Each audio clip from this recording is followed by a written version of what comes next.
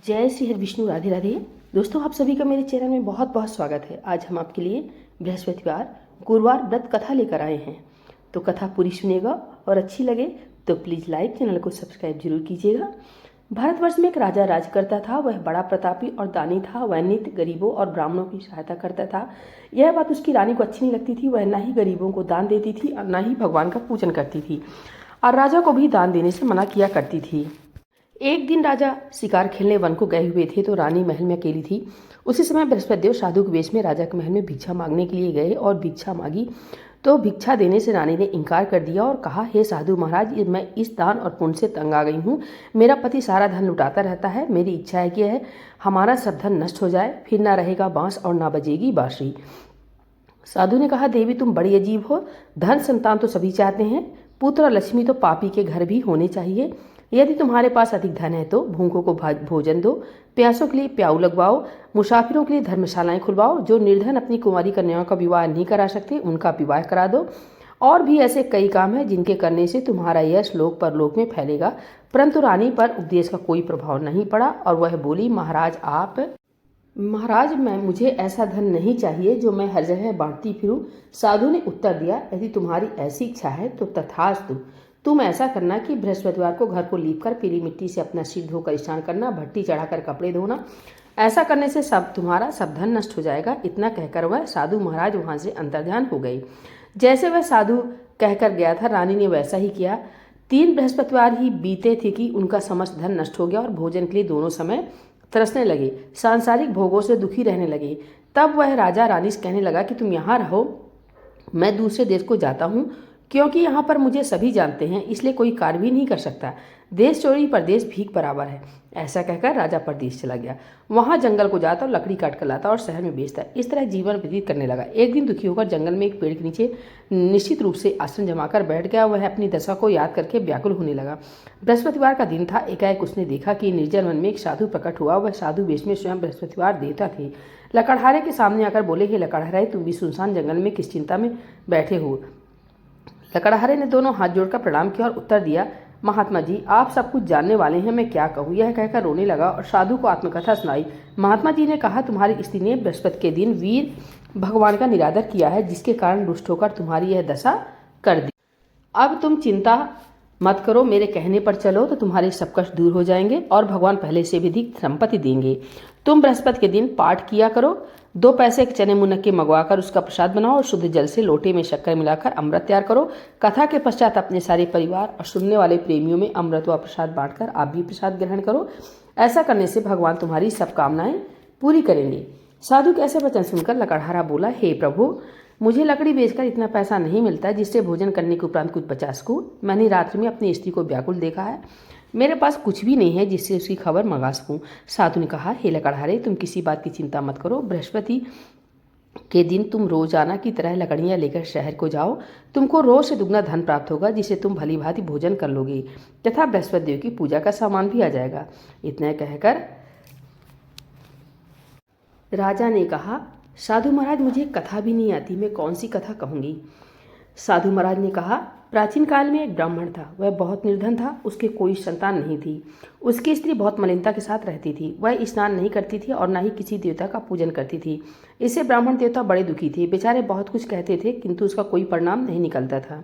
भगवान की कृपा से ब्राह्मण की स्त्री की कन्या रूपी रत्न पैदा हुआ। कन्या बड़ी होने पर प्रातः स्नान करके विष्णु भगवान का जाप हुआ, बृहस्पतिवार का व्रत करने लगी। अपने पूजन पाठ को समाप्त करके स्कूल जाती तो वह अपनी मुट्ठी में जौ भरकर ले जाती और पाठशाला के मार्ग में डालती जाती।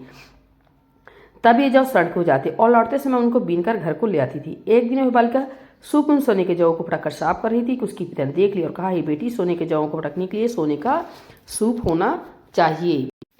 दूसरे दिन बृहस्पतिवार था। इस कन्या ने व्रत रखा और बृहस्पति देव से प्रार्थना करके कहा, मैंने आपकी पूजा सच्चे मन से की हो तो मेरे लिए सोने का सूप दे दो।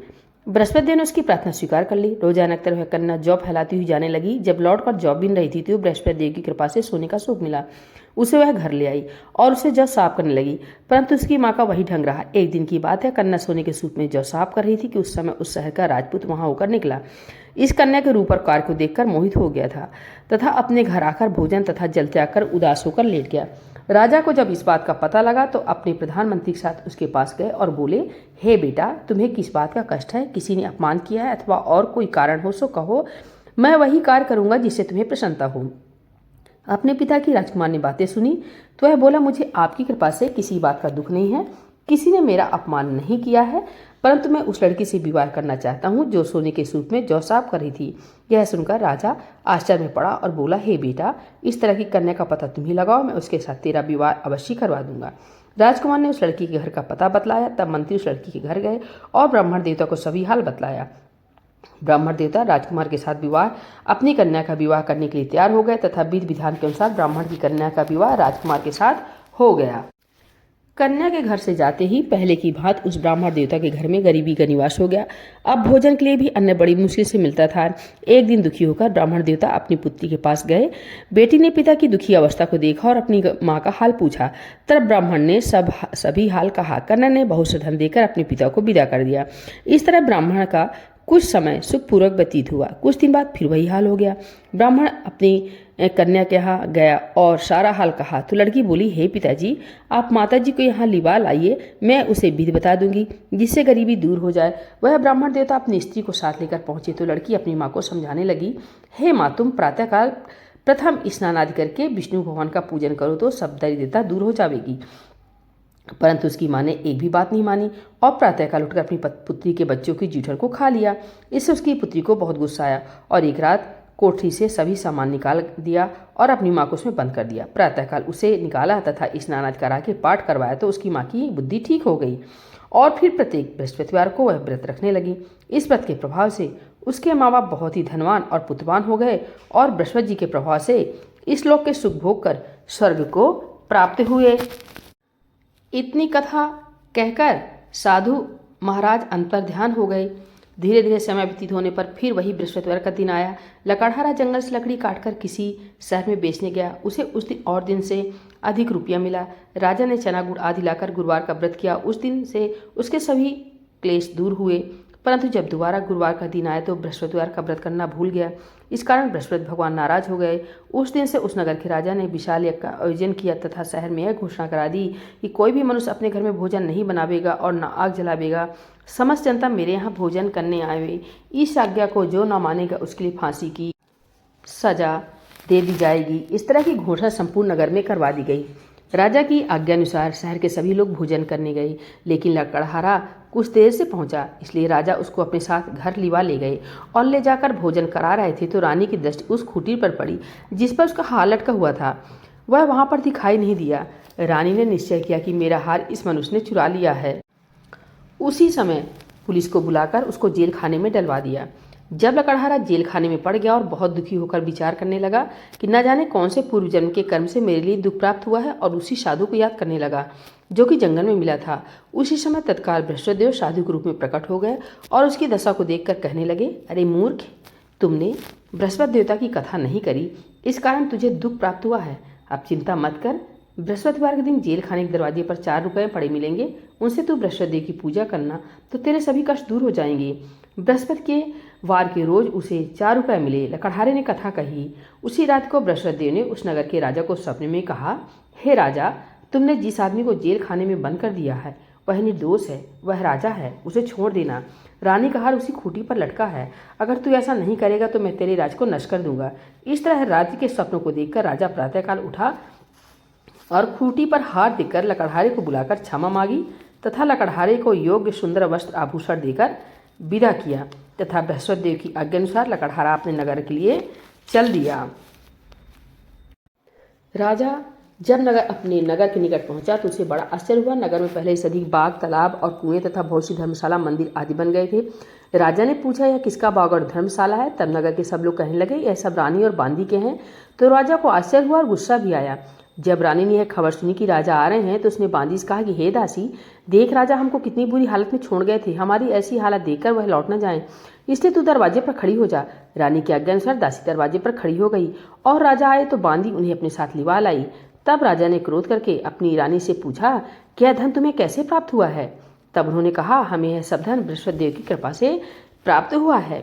राजा ने निश्चय किया कि 7 रोज बाद तो सभी बृहस्पति देव का पूजन करते हैं, परंतु मैं अब रोजाना दिन में 3 बार कहानी कहा करूंगा तथा रोज व्रत किया करूंगा। अब हर समय राजा के दुपट्टे में चने की दाल बंधी रहती तथा दिन में 3 बार कहानी कहता। एक रोज राजा ने विचार किया कि चलो अपनी बहन के यहाँ हो आवे।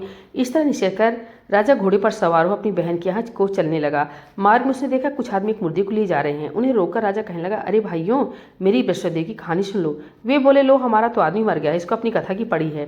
परंतु कुछ आदमी बोले, अच्छा कहो, हम तुम्हारी कथा भी सुनेंगे। राजा ने दाल निकाली और जब कथा आदि हुई कि मुर्दा हिलने लग गया और जब कथा समाप्त हो गई तो राम राम करके वह मनुष्य उठकर खड़ा हो गया। आगे मार्ग में उसे एक किसान खेत में हल चलाता मिला। राजा ने उसे देखा और उससे बोला, अरे भैया, तुम मेरी बृहस्पतिवार की कथा सुन लो। किसान बोला, जब तक मैं तेरी कथा सुनूंगा तब तक 4 हरैया जोत लूंगा। जा अपनी कथा किसी और को सुनाना।